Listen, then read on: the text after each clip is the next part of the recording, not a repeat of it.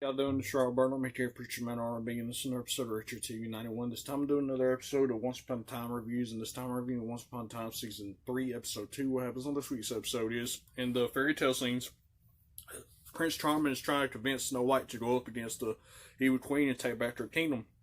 But Snow White doesn't have faith in herself, and then Prince Charming goes to Rumpelstiltskin and asks for his help, but he has no help for him.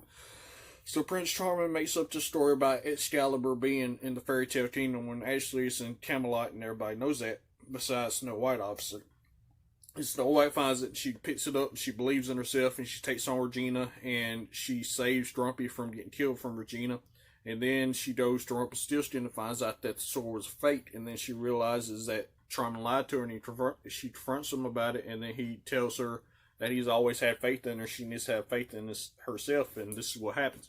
What's happening in Neverland?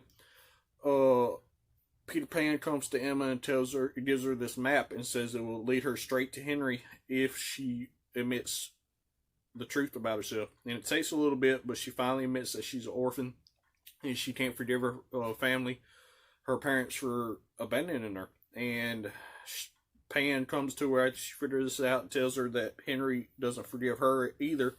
And by the time that Emma finds Henry, that he won't ever want to leave Neverland. And what happens is this fight between the Lost Boys and Emma and them, Prince Charming gets poisoned by one of their arrows, and Snow White wants to help him and check on it, but he says he didn't get hit when he really did, and we see that at the end of the episode.